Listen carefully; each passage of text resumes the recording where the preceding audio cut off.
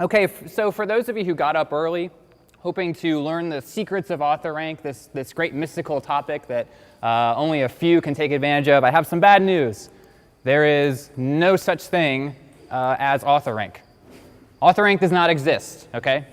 No matter what you have read or maybe heard someone else speak or write about on their blog, no AuthorRank. AuthorRank is a concept. It's a future concept. It is a hypothetical ranking factor. It's not something that is currently in use or in effect right now, but it is something that a lot of marketers and a lot of SEOs, myself included, believe will someday come into effect. So one of the things that I want to do today is help you prepare for AuthorRank. That's all you can do at this point. You can only prepare. You cannot build your AuthorRank or establish AuthorRank or anything like that. So if you've ever read anything like that, that's all BS, basically. So AuthorRank, being sort of a hot topic these days, is often confused with another term that is Google Authorship. Google Authorship is something that exists today. It is something that you can establish and something that you can take advantage of the benefits today as soon as you leave here after you do a few things that I'm going to go over. So understanding the difference between AuthorRank and Google Authorship and the differences and what you can do there is what we're going to talk about today, basically. And you'll see that Google Plus, being the third term in the title of the presentation, is very ingrained in both of these things. So we're going to talk a little bit about Google Plus as well. Since this is a social media group, that's probably a good thing. So let's talk about AuthorRank first. The best way to really understand AuthorRank and what AuthorRank could be and probably will be, you really have to understand what SEO looks like right now, what the landscape of SEO is.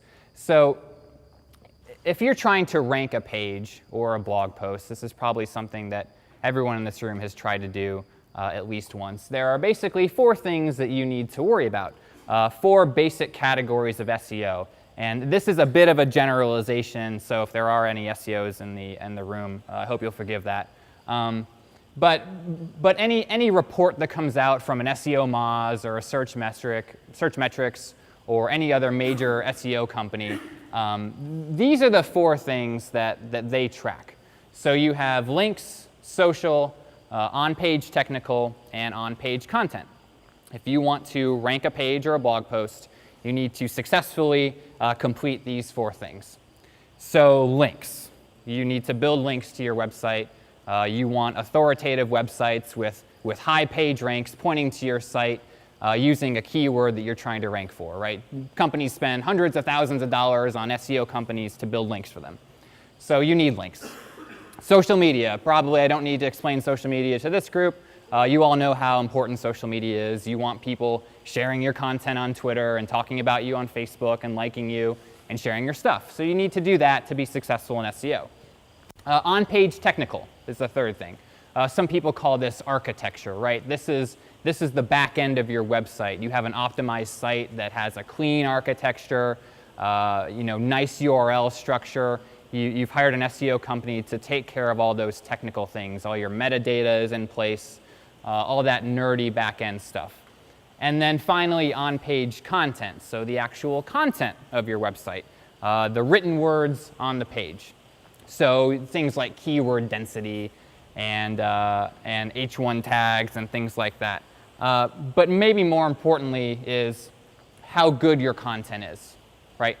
We hear marketers and SEOs all the time saying, well, if you want to be successful in SEO, make good content. Right? We hear that all the time. Just make good content and you'll be fine. Make content that people would pay you for, or that solves problems, and all these other sort of platitudes we hear all the time. Now, the thing about this fourth one, your on-page content, is it's a little different from the first three, right? The first three are very quantifiable. They fit into Google's algorithm really well because they're numeric and they can be very easily measured, right? You either have links or you don't have links, and the links you have are either good or bad or somewhere in between, right? You either have people on social media talking about you or not. They're either saying good things or bad. You either have it or you don't. And then on-page technical, your website is optimized or it's not. You hire a company to do it, and basically the job is done. But on-page content is a little different. It doesn't fit into Google's algorithm very well because it's sort of subjective. Google doesn't really have a great mechanism for saying this blog post is way more useful than this one written about the same topic. So this is a bit of a problem for Google, right? When you think about their algorithm, it's sort of incomplete. How does Google know if content is truly good or truly useful? And maybe the better question is, how does Google know whether this content is written by someone who knows what they're talking about? Is this person truly an expert on the topic that the blog post or the web page has to do with? So that problem, this is the central issue of AuthorRank. And it's actually a problem that Google has been thinking about since at least 2005. So years before really content marketing took off and has been widely adopted by marketers. So that is why Google put a team together as early as 2005, and they created something called Agent Rank. And they put a patent together. Now, I know it's 8 a.m. Sorry to have to read some patent language to you. Whatever. So this is what the patent says, and it's pretty interesting language. It begins by saying that agent rank is the identity of individual agents responsible for content can be used to influence search ratings. So basically what that is saying is Google not only is going to look at the content when deciding to rank it, they're also going to take into account who the author of that content is. That's something that is not in effect right now, but it's something that they're driving towards. So the patent goes on to say, assuming that a given agent has a high reputational score, I hope you guys had some coffee, sorry, representing an established reputation for authoring valuable content, then additional content authored and signed by that agent or author will be promoted relative to unsigned content or content from less reputable agents or authors. So they're saying that content that is transparent and non-anonymous will rank higher than content that is anonymous, which is pretty cool, actually. So that's some kind of heavy language. One of the engineers on the team, he sums it up this way. He says, we know that great content comes from great authors, and we're looking at ways that we can highlight those authors in the search results. So Google really cares about rewarding authors for being experts, for being prolific content creators, and they want to rank those folks. They want to reward those folks for that good work, which is a step in the right direction. So the engineer and the language and the patent, what does an ideal author look like to Google when they're thinking about agent rank? Well, some words pop out at me in that patent language. A high reputational score. I perceive that as maybe someone who has a lot of followers, someone who has a lot of readers or subscribers to their blog, someone with an established reputation. So they are transparent about their identity. They have told Google who they are, and they don't remain anonymous. And then they're producing valuable content. So they're producing content regularly that is perceived as helpful because it's getting a lot of traffic and shares. So that's kind of the ideal author, and that's probably what all marketers, all content marketers would want to strive for anyway, aside from this whole author rank discussion. So to sum up agent rank, which is the same thing as author rank basically, author rank is what marketers call agent rank. For whatever reason, they came up with a new term, which is a little weird. But basically, we're saying expert content written by non-anonymous authors will rank higher than content that remains anonymous. That is author rank. That's agent rank. That's what we're here to talk about today. So that's really great. That's exciting to me, especially someone who creates a lot of content. And hopefully that makes you feel a little bit better about what Google is trying to do. So it's not real. It's not in effect yet. And there are a lot of things we don't know about how this is going to manifest. We don't know how significant of a ranking factor it will be. Will this really jump a person up several pages? Will it maybe only bump them up a few spots on one page? We don't know. We don't know how strong of a ranking factor it will be. We don't know how the grading system will sort of manifest. Will an author actually get a grade from 1 to 10, like PageRank? Will they get a grade from 0 to 100 like domain authority? Is it like a clout score kind of? We don't know. We don't know how that's going to work. And maybe most importantly is we don't know if this will ever go live. Google will not tell us when it's going to go live and when it is live.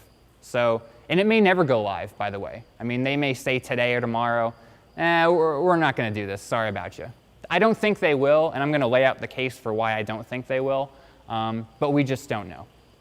So that's AuthorRank. But Google wants this. They have said through speeches and interviews and sending signals out in some of their blog posts and just all the things they've done to sort of make this go into effect, it's pretty clear to me that this is going to happen, that Google wants it.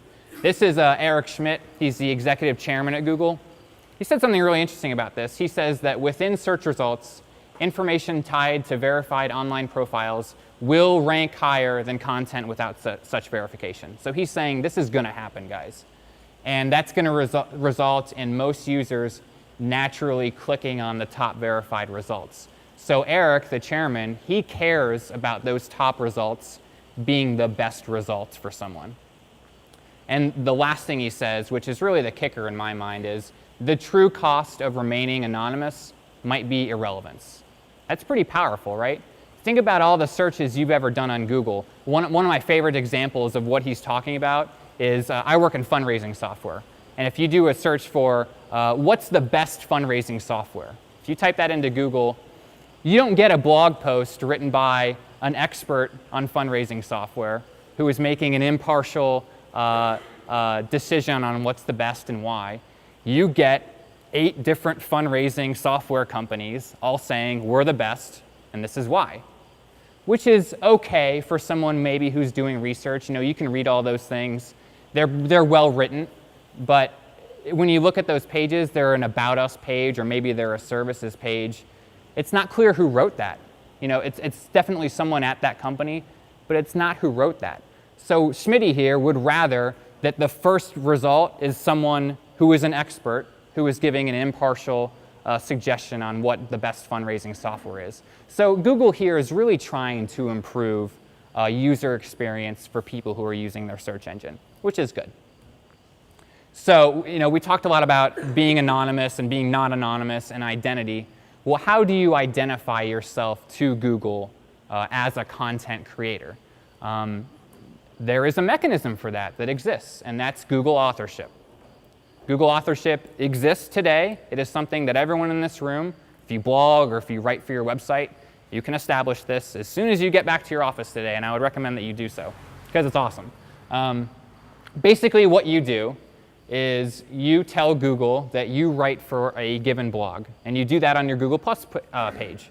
So you go into your Google Plus profile, and there's a little section here called the Contributor To section. And here you can list all the blogs that you write for, and you can even tell if you're a current or past contributor. So that's one half of identifying yourself to Google. Once you have done that, you have to send a signal back from the blog or website that you write for to your Google Plus profile. So you're making a connection between your blog and your Google Plus profile. And you do that through what's called the rel equals author tag. That's just a URL string that sits on the back end of your site that points to your Google Plus profile. And once you make that connection, Google knows that you are the verified author of this content, and you have Google authorship, and you're done. Now, the front end, the Google Plus part, that's really easy because all of you have access to your Google Plus profiles, I hope. The second half is a little bit harder, depending on what CMS or website management program you have. There are a lot of different ways to make that second half of the connection. If you're on WordPress, it's very easy. There's a plugin called the Yoast SEO plugin. That just adds a field to your user profile where you put in your Google Plus URL, and that makes the connection. Compendium in town, they do a really great job of this. They get all this stuff that I'm talking about. They make it easier for their folks. If you're on Tumblr or maybe Blogspot or Blogger or whatever they call it, or maybe something else that doesn't have a CMS that runs plugins, somewhere on the blog post or on the page, you need to send a signal to your Google Plus profile. Oops, I went too far. Oh no. So here, they do this in the sidebar. You can also do this in your author bio, maybe below your blog post. You just have to hyperlink your name to your Google Plus profile, and that completes the connection. Now, I've listed a website here that has some really nice instructions. I'm not going to dive deep into the instructions because it would take up the rest of the morning and more. But it's not too difficult depending on what you use. So definitely go ahead and do that. So once you made the connection, you can test whether you have authorship set up. So you can mosey on over to the structured data testing tool. And all you have to do is paste in a URL of a blog post, and it'll tell you if authorship is working or not. And if authorship is working, you get a lot of benefits. A lot of cool things happen for you that can drive traffic, drive more shares of your content, and just increase the overall visibility. So authorship, Google authorship, is believed to be a prerequisite for establishing AuthorRank. Because if you look back at that patent language, that says the identity of individual agents, well, Google authorship establishes that identity piece, right? So now you've got half of the equation. And then AuthorRank, which sometime in the future, they're going to use that identity to influence search ratings. So once you have Google authorship established, you're pretty much future-proofed at a minimum for AuthorRank, so you'll be in good shape. So please do that today. Lots of benefits, lots of really awesome things for people who create content who have authorship. The first and foremost is the appearance of author-rich snippets. Now, rich snippets is what you see when maybe you share a link on Facebook. There's that thumbnail and the meta description. That's a rich snippet. An author-rich snippet appears actually right there in the search results. So you get a picture of the author, and they just pull that right from your Google Plus profile. There's also a link to other posts that person has written for which authorship has been established. And then there's also a link to that person's Google Plus profile. So you get those cool links, but you also get a little bit more visibility in the search engine results page. So if you compare that to some of the other results who don't have a picture or some kind of rich snippets, that picture really pops out, right? And some people have been saying, well, my traffic increases because people's eyes are kind of drawn to that. So that's a great thing to get right away. And if you're kind of ho-hum on that, well, consider that anytime you look at a web page, they place those snippets, that picture of you, right in the area where people are more prone to look. So if you're the only result on the page with a picture, people are going to see that. And you might get more clicks than you would maybe people who are ranked above you. So there's this sort of weird paradigm shift that maybe having the first result isn't as important as having those rich snippets because they pop out at the user, which is great. There's a really cool article here. I'd recommend you guys read this. This is a guy who did a study on how setting all this up impacted his click-through rates. He was able to see a pretty drastic increase from doing this. So your picture matters. Choose that picture wisely. This is an SEO named Cyrus Shepard. He writes a lot for SEO Moz. He did a study where he A/B tested different variations of his face, right, to see which one would get the most clicks, which is cool. And he landed on one of these. I think he chose one of these yellow ones, and he saw that his traffic increased 35% based on choosing the best picture of himself. So don't choose a weird picture of yourself that maybe you're at a party or it's not a great picture. Pick a good picture for sure. And you can read that study there on that link at your leisure. Now, you run your test, you think you have authorship set up, everything's feeling good. That does not mean that your picture is going to show up in the search engine results. Even if you get a positive test result, not all users are going to see that. So this is a little bit of a sticking point. A lot of things can affect how fast your face appears in those search results. A lot of things depend on this. These things are my opinion. This isn't something that Google has said. These are the things. People are going to have to spend a lot of time studying this before there's any definitive proof. But it's my belief that how you set up authorship matters. Whether you have a nice author page or maybe you're just putting a link to your blog post in your Google Plus profile. How often your website gets crawled. So if you have authorship set up and you post a new blog post this morning, it may take time for Google to index and crawl that page before your picture is going to show up in the search engine results. How often you publish can also make a difference. If you only write a blog post once a month, you may not see those snippets appear as fast as someone who maybe publishes once a day. Your Google Plus profile matters. How many followers you have, how often you use Google Plus, that can also factor into it. And then people's individual search settings, right? If you use Google and Chrome, you can turn off the social settings. You can set geographic locations. There's a lot of different things you can do that can impact what those search engine results look like. But if you get a positive test in that testing tool, you can feel good about that. Don't worry about it too much. Eventually, those snippets will appear for you. Now, what's really cool is you don't have to do this for just web pages or blog posts. You can do this for files. You can do this for Word documents, PDFs, PowerPoints, Excel files. So if you're doing any kind of hardcore content marketing and you get those files ranked on a Google search result, you can get snippets to appear there as well, which is pretty cool. All you have to do is somewhere in that document have a link to your Google Plus profile that is hyperlinked to your name. So that's pretty neat, I think. So you can do that for files. So aside from the rich snippets, you get access to analytics that you normally wouldn't have access to. And those are authorship stats. Authorship stats reside in your Google Webmaster Tools account. So for any blog, any website that you have authorship set up for, you can see the click-through rate on that blog post, and you can see how often they appear in search results, so appearance numbers. And you get that for every single blog post that you have ever written that you have authorship established for across all websites that you write for.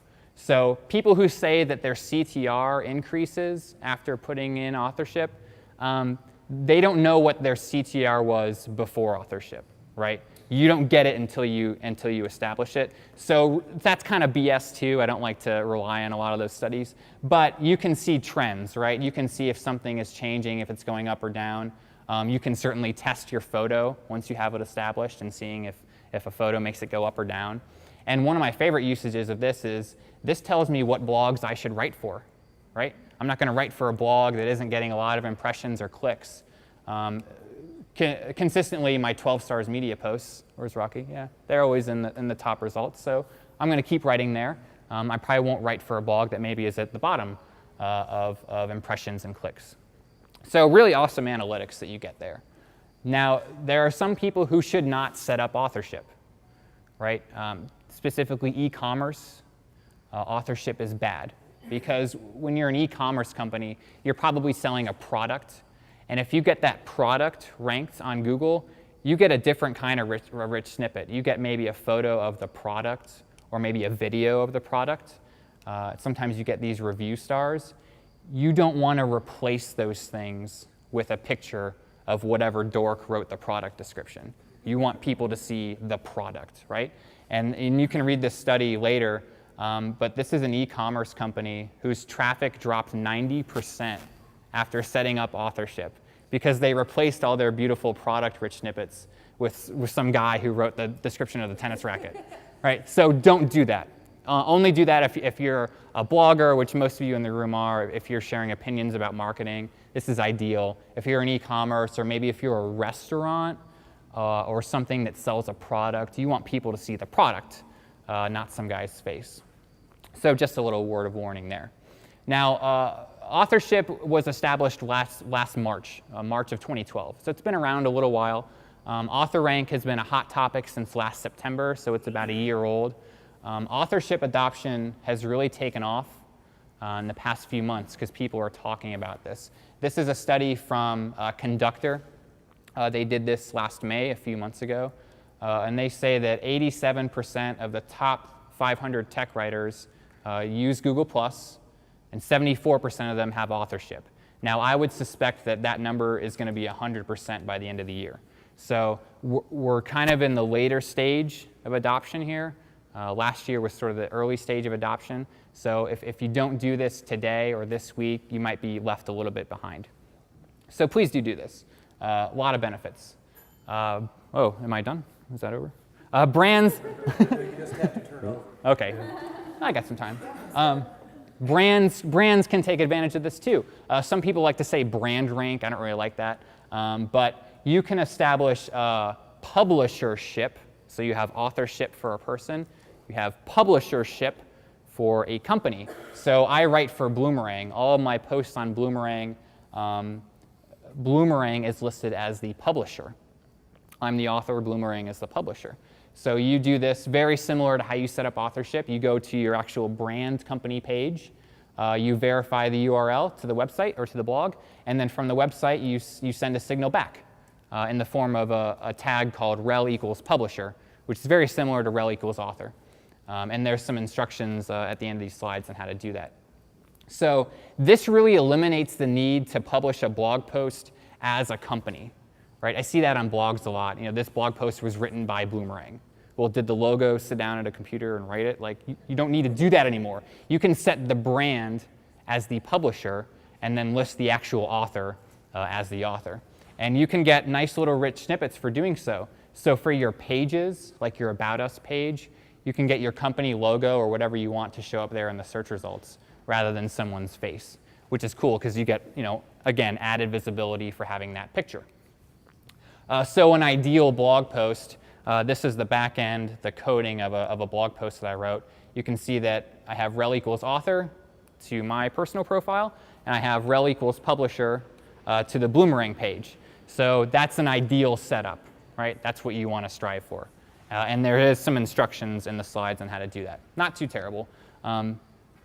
So authorship has a lot of benefits. You know, you prepare yourself for AuthorRank. You know, you're feeling good about this. But you can see how ingrained Google Plus is to all these processes, right? So this is sort of Google's way of keeping Google Plus relevant, right? Because you have to use Google Plus to take advantage of all these things. So if you've been a little cold on Google Plus, it's really sort of time to pay attention to Google Plus because there are a lot of added benefits for doing so. You know, it's probably not a good idea to think of Google Plus as a search engine. I like to think of it as an identity engine, right? Google Plus is the mechanism for which Google assigns all identity for content creators and assigns authority to those content creators. So, you know, there's verification that happens on Google Plus. You know, you can further verify your profile beyond just setting up authorship. You can verify your YouTube account and all of your other Google accounts. You can verify your brand page, right? This is something that's really powerful. You get a nice little check mark, similar to the check mark you see on Twitter for maybe reporters or celebrities. You can get that for your brand page. And something really incredible happens when you do that. You have to have 1,000 fans, and then you can apply for verification. And you can do so at this little link right here. Once you have 1,000 fans and you get that verification on your company page, something crazy happens. Something happens in the algorithm where Google gives you a little bit more weight. And this is the Slingshot SEO Google Plus page. You can see it took us a few months to get to 1,000 fans. But when we got 1,000 fans and we got the page verification, the followership increased exponentially. Something crazy happened because people see that badge. They see that you're verified and think, oh, this is a legit company. They must be sharing really great stuff. We didn't do anything different. We shared one post a day at 9 a.m. We didn't do anything different, and it just skyrocketed. And I'm getting excited because the Bloomerang page is about 850, so I'm getting close to that 1,000 mark. But this is a good goal for you guys to strive for. Try to get to 1,000 and then get that verification, because I don't have to tell you what those new followers did to like referral traffic and new shares and plus ones. Now, okay, so what? So what if you get all those fans? Well, the more fans you have on Google+, the more people are going to +1 your stuff. That's the same as liking your page. Google+ is consistently named the #1 ranking factor for Google. This is the Search Metrics report. The SEO Mods report also lists it, I think, #2. So Google+ is really important, guys. You want +1s. You want people sharing your site because there's a strong correlation between rankings and how many +1s you have on your content. So if you don't have a +1 button on your blog, definitely add one today. This is a study from SEO Moz that came out a couple months ago. They said after page authority, a URL's number of Google +1s is more highly correlated with search rankings than any other factor. In fact, the correlation of Google +1s beat out other well-known metrics, including links, Facebook shares, and keyword usage. So they're saying it's a correlation. That doesn't necessarily mean causation, but it's definitely something to look at and consider. So you want a robust personal profile, you want a robust brand page, you want +1s because your rankings are going to improve, hopefully. This is a study. This first one is the actual study where this came from. This second one, definitely read it. It actually came out yesterday. He debunks this a little bit. So there are opposing opinions out there. It's important not to take one study as gospel. Definitely look at all these different things and decide for yourself. But I would definitely recommend that you put Google Plus at the forefront of maybe your social media usage for sure. Now, when you share a Google Plus link, it's a little bit different than on Facebook. When you share a Facebook link, you get one link to that web page that you're sharing. But on Google Plus, you get 3 links. You get a link to your personal page, so that could maybe help with AuthorRank. The second link you get is a link to the actual posts, and Google Plus posts actually show up on Google search results now too. And the third, of course, is the link to the actual page. And link equity follows through to that, so it's a follow link. So that increases your +1s. Everyone who shares it after that, +1s also increase. And then if they actually hit the +1 button, it increases. So if you do those things, you can suddenly get a lot of +1s pretty fast. So when you think about the agent rank patent, going back to those 3 terms, a high reputational score, so Google Plus following is how I infer that. Established reputation, you have authorship, and valuable content. You're publishing a lot, you're publishing good content. That's kind of the secret recipe for AuthorRank, right? Authorship, Google authorship, frequent publishing, and Google Plus usage. If you guys master these 3 things, you're going to be in good shape. So to sort of sum all this up, these are some takeaways. Create an author page and an author bio. So if you have Bloomerang/blog/author/Steven, if you don't have that for all your blog posts, definitely create that. Obviously, establish Google authorship. I've been saying that ad nauseum. Add a Google Plus badge to your website. That may increase the amount of people who follow you because they can follow you right from your blog. Obviously, have a complete Google Plus profile. Verify your name, so when you get to 1,000 followers, you can verify your name and get that nice check mark. And publish frequently. And focus on one area of expertise. When you think about all those quotes from the Google guys, they keep seeing expert content. Well, an expert doesn't write about 10 different things, right? I write about Google authorship and this stuff a lot. I don't necessarily consider myself an expert, but it would be weird for me to write about this and then maybe write about graphic design or CRO or video or all these other things. So, maybe choose an area of focus that you really know about, and that'll help you out a lot. And then use Google Plus prolifically, share your stuff on there. Don't go out and spam Google Plus just to get a lot of +1s. Be thoughtful about it, be responsible about it, and then definitely put that +1 button on your blog posts. Things to avoid. Don't publish a blog post by the company name. Somebody wrote that. Just give it to them who wrote it, right? Somebody wrote that software update or press release or all these other things that tend to get published by the brand name. Just give it to the person who wrote it. It's no big deal. By guest author. If you accept guest posts to your site, give them a username and an author page. Don't publish under guest author. If someone is taking the time to write a 1,000-word post for you, for your website, give them a little more than this is by guest author. Like, that doesn't make anyone feel really great about it. Don't attribute someone else's post to you. So similar to the guest author thing, sometimes I see, if someone put a guest post on Bloomerang, it would be under my name, but then there would be a little byline at the end saying this post was written by whoever. Don't do that because no one's going to be able to take advantage of authorship. And then the last 2 things, ghost-written blog posts and outsourced blog posts. I don't have any evidence to suggest that those things are going to harm you, but be careful, right? Google's talking about transparency and anonymity and not being anonymous. So be careful if you do those things. Google wants content from the actual source that you're listing there.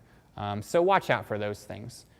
These are some awesome articles that I referenced before. These are sort of the first 2 articles that really got the AuthorRank discussion happening last September. So check those out. There's also really great instructions on setting up authorship, doing the rel equals author, doing the rel equals publisher, different website CMSs, all those things, you can check them out there. So do that. There's some great information, way more than I could cover in 40 minutes on this topic. So do a little reading if this interests you in the slightest. So I'll leave it at that. I think we have 15 minutes for questions. So yes, sir. So I have, for my blog, I set up a new Gmail address for that. Mm-hmm. Which then gave me a Google Plus profile. Yeah. For that Gmail address. Yeah. I don't want to use that one. I'd rather use my personal one because I've had it longer. I've got people in circles there. Yep. Do I delete the other one? What's your suggestion? Yeah, I'm glad you asked that. This came up at Mixed West too. I'll answer it with an example. When I started at Bloomerang, our whole company is on Google Apps, so we use Gmail for our company email, and maybe some of you also do that. So they also had a duplicate Google Plus account. So we had authorship spread out all over. Some were using their personal, some were using the company. Ideally, you only want one. So use your personal profile, use the one with the most followers. If you have a second Google Plus profile, you can close it without deleting your Gmail address. So only one Google Plus account for one authorship. So yeah, just one. Yeah, so the question is, what happens when an employee leaves? Okay, I purposely left this out of the presentation because it's a huge issue, right? A lot of employers don't want to do this for their employees, but it's my opinion that they should, right? So, oh, did we lose it? Ah. Lost it altogether.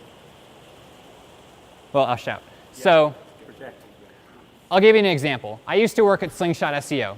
I wrote probably 100 blog posts that are still on their website. I think I still have authorship. I hope I do. It would be really stupid for them to take it away. And here's why. They still get the rich snippets. So people who are searching for those things, there's still higher visibility for that content. So they're still getting traffic, even though I don't work there. And they're benefiting from the fact that I am someone, oh great, they can still, whoa, that was crazy. So they can still benefit from my author rank, right? Author rank doesn't leave, it stays with the content. Oh, did it go away? So it stays with the content regardless of where that person works. So as long as they don't delete the content on their blog and leave that author bio, it doesn't really matter. It's still driving traffic. It's still piggybacking on my authority as an author. So it would be dumb for a company to get rid of authorship, even if someone moves away. They should be happy that if they left and they're still blogging and still active on social media, they're still going to drive traffic to that content ultimately. So that's my opinion on that. Oh yes. When you talk about adding multiple blogs that you contribute to Mm-hmm. your Google Plus profile, how closely tied do the topics need to be? Because you mentioned if you're talking about different things, is it going to hurt you? So if I'm talking, I've got my food blog, I also Yeah. know a lot about Indianapolis. Those are kind of both brands, Mm-hmm. but how does Google make sense of that? Those are different topics for sure, but you as an author are central to all those things. So you're transparent about who you are, who your identity is. I think you'll be fine. I think the danger is for marketers who maybe go out and write a blog post about something that they're not really an expert in. That can come back to haunt you a little bit. Aside from author rank and all this other stuff, you shouldn't be doing that. If you're not an expert in something, don't write about it. That's the real danger.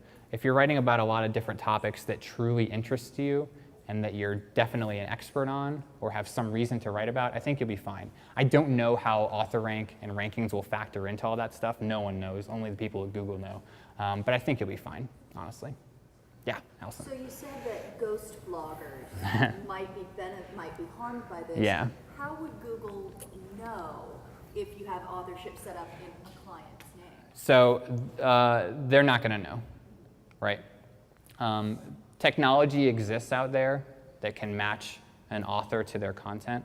I think there's a Stanford professor who's created this crazy algorithm that matched 100 different writing samples to 100 different authors. If Google wanted that technology, they could probably get it and implement it, but I think we're years away from that. So for ghost blogging, what I would say is make sure the voice is consistent for all the things that are being written. because if the voice changes from one blog post to another, somebody's going to call you out. The danger is someone calling you out, not Google calling you out, but someone saying, hey, this is bullshit, this person didn't write this is way different from another one. That's the danger. Don't worry about Google so much, but be careful. That's why I said kind of be careful on that slide.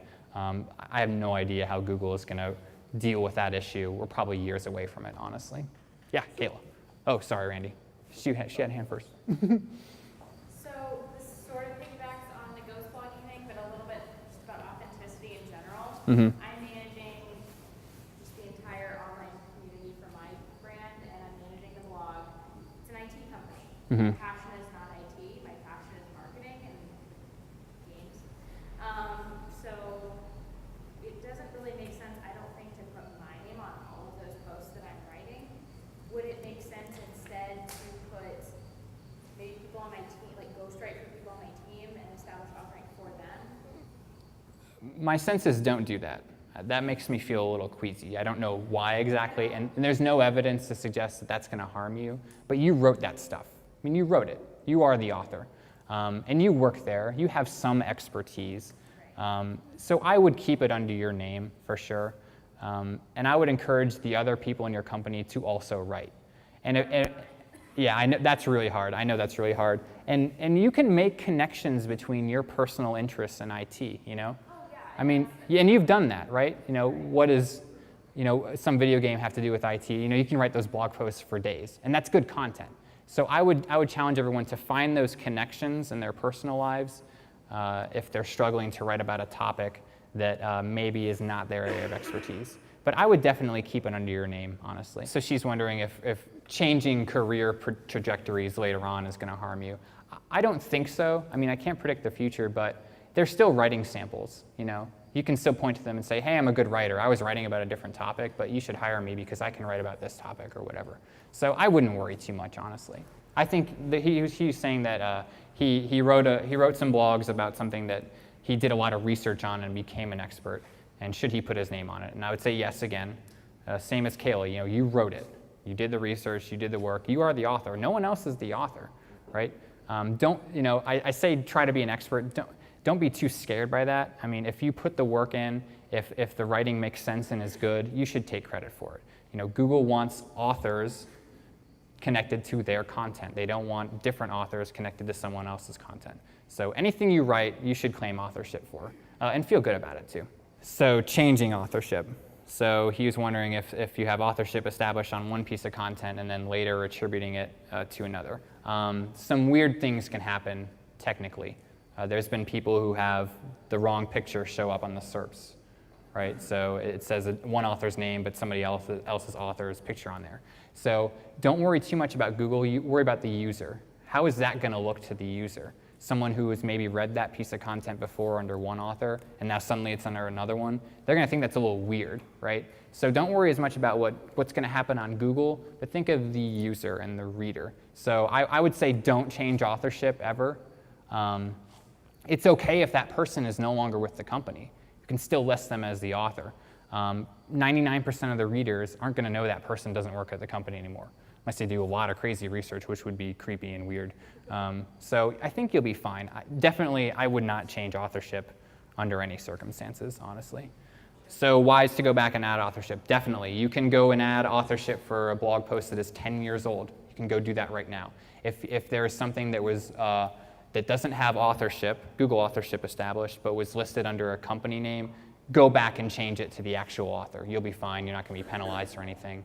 And you get all those benefits that I've gone through. So if you have posts under a company name, I would change those. That's probably the only exception to what I told Tom. But if you've written for blogs, email them today and say, hey, do you offer Google authorship? They might say yes. If they say no, not the end of the world. They may say, hey, what's that? And you can tell them, and maybe they'll do it. And you can get all these great things for all that hard work you've done. I've done that. I've gone back to blog posts I've written for that didn't have this, 3 or 4 years ago, but in the last year they have. They just didn't add it because I didn't ask them or they didn't think about it. So yeah, definitely do that for sure. So she asked if you are the company doing the ghostwriting.